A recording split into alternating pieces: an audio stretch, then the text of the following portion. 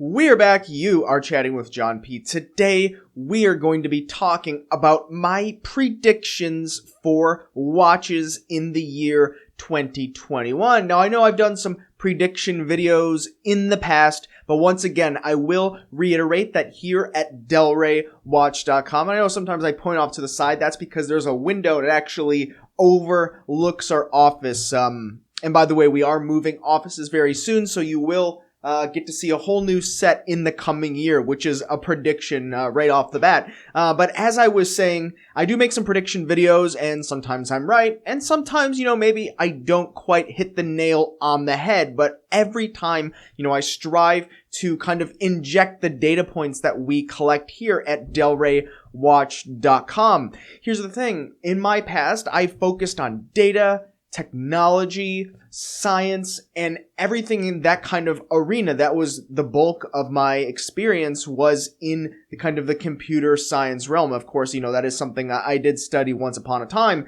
And so it follows that at Del Rey here, we record a lot of data points, and we look at things, and we forecast, and we act accordingly, based on what we think is going to happen in the market. So I'm sharing this here with you because these are the ways that we are reacting, and sometimes others are, like our competitors, do as well, but not always. So, hopefully some of you find this very interesting, and I think there are going to be some interesting things here on the horizon for 2021. On the wrist today, I have an Enocar Sherpa guide, and this is kind of going to be part of one of the touching points I'll talk about. So let's run right into it. My predictions for 2021 watches. First, Rolex. Let's get Rolex right out of the way. Everyone wants to talk about Rolex, and certainly does as well. Rolex is still going to be difficult to obtain for the stainless steel sports models, though I will say the Explorer lines, as well as maybe a Milgauss, is going to be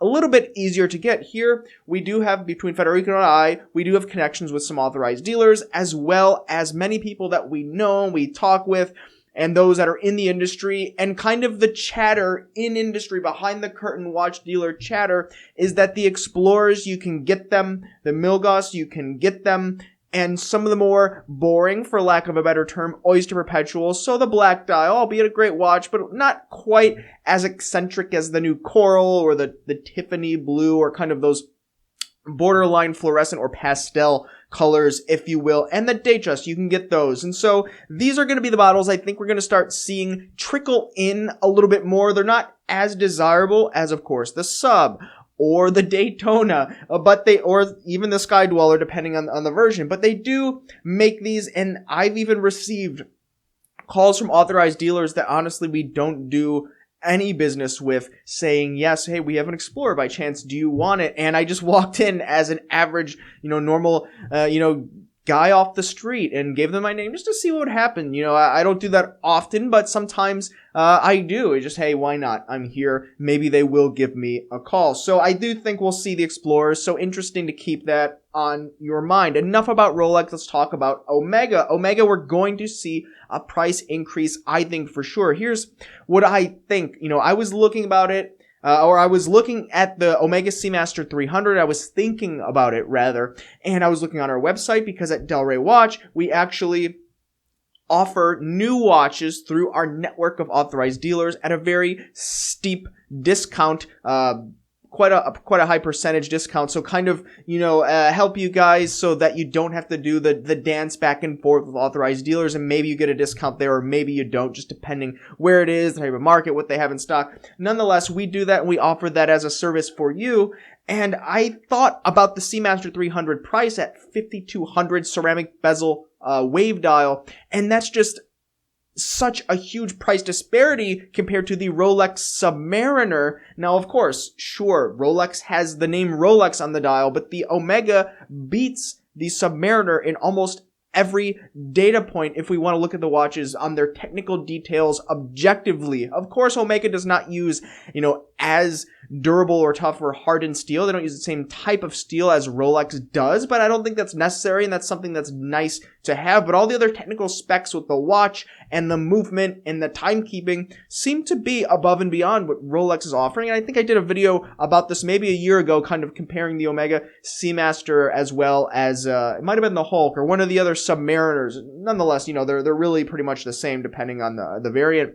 But when you get this at a discount, sometimes you can get these at a discount for whatever it is, $3,500, $3,600 for what are we talking now? A third of the price of a Rolex Submariner and better specs all around. It doesn't have the coronet on the dial, but it has Omega, and Omega has been investing in their brand, in their partnerships, in the communities out there. And I think we're going to just see the prices come up because people are buying these things left and right.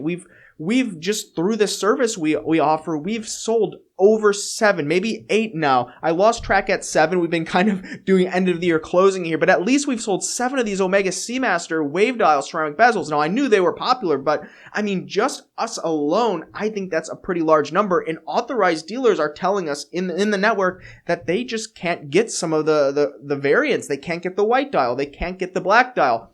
Luckily, we've been able to kind of fill the orders and, help out the people that wanted them. But I think if we actually went to place a white dial order, we wouldn't be able to do it. And even if you go to the Omega website yourself and try to buy one directly from Omega direct to consumer, they are out of stock on their website on some of these variants. So they're doing very well. I think we'll see a price increase. And also the Omega Speedmaster, there's a kind of rumors out there with a picture floating around, or there was a picture. It might be cached or archived somewhere. Maybe Omega made someone take it down. I'm not sure the whole story behind that, but it was kind of a redesign coming out, retiring the 1861 movement, the movement that came after the 861 that's been in service for decades. They were retiring it and probably putting the coaxial movement into the watch, changing up the style a little bit. And with that coaxial movement should come a price increase because they can, and people want Omega. You see it with their limited editions. Omega, a brand to look out for in the year 2021 and the future. Next, Bamford. Bamford is a bit of a hit or miss. I love it or hate it, depending on how much of a purist you are. Bamford started customizing Rolex. Now they've gone away from Rolex, and probably for the same reasons that everyone gets away from customizing Rolex is Rolex gets pretty mad about it. They like stock and original and only things that come from them. Nonetheless, Bamford has made official partnerships with LVMH as well as Kering Group, which comes with they own Girard Perregaux, they own Ulysse Nardin, they own, at least for the Kering Group, and as well as LVMH, you have Bulgari, you have Hublot, and you have Zenith. Now, they've done official partnerships with Zenith, and they've done official partnerships with the Bulgari, with the Serpentine, and they've done official partnership with Girard Perregaux, with the ladies' watch, I think, called the Cat's Eye, as well as the recent white ceramic release of the Laureato, which I've been trying to obtain for myself, but I cannot because they are sold out everywhere, and you had to buy them in the UK. It was difficult. Maybe that will come overseas sometime soon, in which case I will likely add it to the collection. But what we're going to see, I believe, is a trickle over into the other brands. We're going to see probably them move over into Hublot as well as Ulysse Nardin, because it only follows that with the success of the other brand and the customizations and the interesting colorways that Bamford introduces with these brands, they move over to the other brands of those houses. So I think that one is probably going to happen. Keep an eye out for that in the future. Tudor watches. I don't think Tudor is going to do anything in the year 2021. Let me explain. Tudor has spent the last 5 years building a brand that died, a brand that was known for selling cheap alternatives to Rolex. Now, many people still carry kind of that perspective or opinion on the Tudor brand until today. If you've been collecting watches for a decade or several decades or even somewhere around there, you might still look at Tudor in that way, but Tudor's come out with the Black Bay. Tudor's come out with the chronographs. They come out with so many interesting watches and develop their own movements, and they've gained their own respect. In addition, setting aside the watch geeks and collectors, they've also partnered with soccer players, sportsmen. They've also who was this? Lady Gaga. They've partnered with Lady Gaga, kind of that avant-garde, pop singer. that I don't know how popular they are now, but they were for a period of time. I don't know. If you know if she's popular or not, leave it in the comments below. But they partnered with her, and they've kind of branched out outside of that and built a name for themselves in a bit of a marketing platform, if you will. So I don't think Tudor really needs to do anything. They have the Black Bays. They got the Black Bay 58 for the smaller wrist, the black, the blue, so many variants of the Black Bay. Maybe they'll come out with something interesting for a Black Bay color change up or something, maybe a GMT Master in a different bezel color away from the Pepsi, or GMT rather, not GMT Master. I'm always speaking in terms of Rolex, right? That's what happens. And that's, I think, entirely indicative and a bit of an example of what Tudor wants you to think and kind of associate with is these watches. Maybe the Rolex isn't in stock, so you get the Tudor, but respectable in their own regard. I don't think they have to do anything, but they might. Let's keep that on the radar. Next, H. Moser. I've been talking about H. Moser. Federico from Federico Talks Watches has been talking about H. Moser. Here's the word on the streets, kind of behind the curtain watch dealer talk once again. Watch dealers, including us, are noticing that the prices of H. Moser secondhand are going up. For the last 5 years, H. Moser has been bargain independent manufacturer, fully in-house, high-end horology. Bargain being a good thing, right? Like if you can imagine if you could get a Journe at any discount, not even looking at Journe paying over retail, but let's say you can get an FP Journe at a huge discount. That's how a lot of people are viewing the brand or were viewing the brand the last 5 years. And with this comes some pretty heavy hitting players in the watch industry that are starting to eat up these watches and they're disappearing. Go to Chrono24, go to eBay, try to find a great deal on an H. Moser like you could the last 5 years. You have to hunt around a bit. You might find some of the older models, but try to find a modern H. Moser at a great deal. You cannot do it. Even Private Party looks at some of the big players and they sell according to what the biggest players are selling at or trying to, maybe a little bit under to give you some incentive to buy that watch. And so there is some verifiable evidence that H. Moser, there's going to be some plays from some players in the industry to raise the prices on these watches. And it's interesting because H. Moser also I believe they took down their pre-owned watch section, so I think they probably want to do something as well to kind of cement their position in the industry for high-end independent horology by doing unique things and not having to give a huge discount. H. Moser, get one now while you can. Next, pre-owned watch market. Something interesting we've noticed at Delray Watch and other dealers that we work with, we've noticed that inventory in general is drying up. Now, it could be because of COVID, could be because, honestly, a lot of dealers do bring inventory from overseas, from Italy, from places in Asia, from Hong Kong. There'd be different auctions. And so that could be contributing to this. But also, we're finding that even though, unfortunately, some people are having a really difficult time right now, there are some people that are doing well, or at least well enough to be buying up watches, and the pre-owned watch kind of market is just on fire. People are collecting, people are trading, and for whatever reason, I don't know what it is, I'm not an economist, but pre-owned watches and the market is drying up, and with that just comes an increase of prices, right? So if let's say people want to buy an Omega Speedmaster, the lowest decent example prices in markets that can actually bring them in. So in, countries that actually is not a huge tariff to bring them into the United States. That's another topic for another time. But let's just imagine that the consumer buys the cheapest one and the more and more and more expensive, and then you're left with the more expensive examples, and that becomes kind of the market price is what is available if you start picking off kind of in a tier of the lowest price, next price, next price, next price, and the ones that don't lower their price to sell, that's what's remaining, and that becomes the market price and the standard for which private parties price their watches, and other dealers look to see what they're trading at or what the competitors are pricing them at. So when the cheapest examples disappear, and they have been disappearing because we use some of these tools like Chrono24, Watch Recon to price our watches, and the examples are disappearing. So I'm not necessarily incentivizing or kind of urging anyone to add a watch to your collection, but there's been some watches that I was hoping to wait off to the end of the year to add to my collection. And it's just there's no reasonable examples out there in my opinion. So something I'd like to share.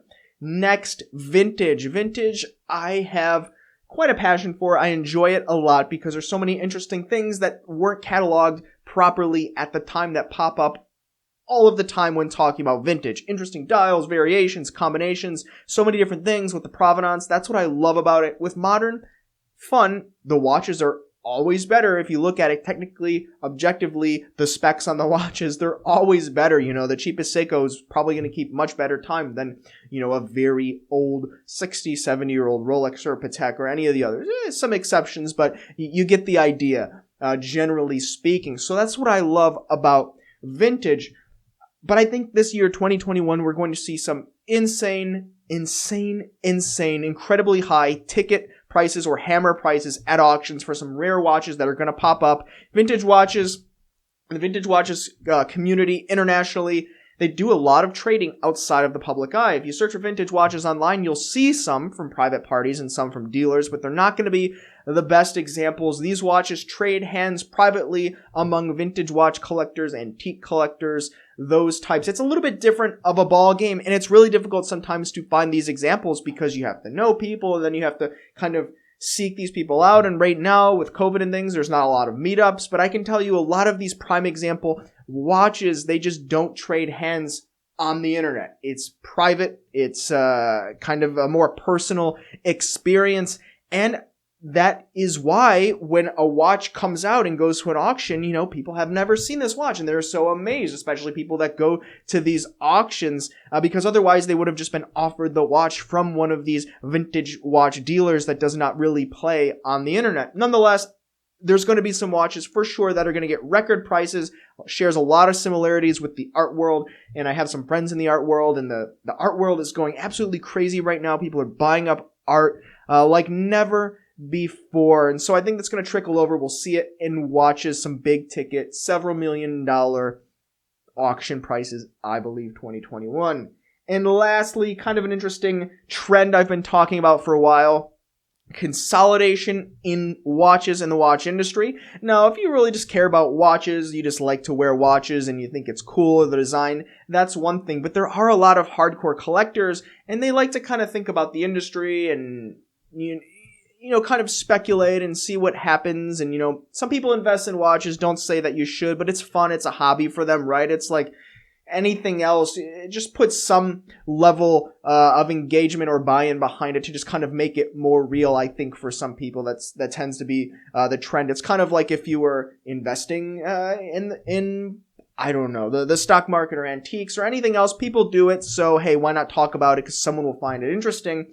I've done videos about this in the past. I predicted this, or I kind of forecasted this, and we're certainly including it into our plans here at Delray Watch for the next couple of years, and certainly 2021. But there's going to be more consolidation. We've seen it this year. You have these publicly traded companies like Watches of Switzerland, which are just buying up authorized dealers and kind of imposing their standards, which are good standards, but with that comes difficulty obtaining discounts. And I also see some brands pulling out or closing the accounts, they call it, of authorized dealers that maybe were giving too steep discounts and they found out. So a brand who's trying to protect their image, let's say a Tudor, let's say an Omega, if their sales are not hurting and someone is out there giving huge discounts and kind of tainting or watering down the brand, they will close their account and they will slap them on the wrist because they're not supposed to do certain things. They have to abide by certain rules. And so when you see publicly traded companies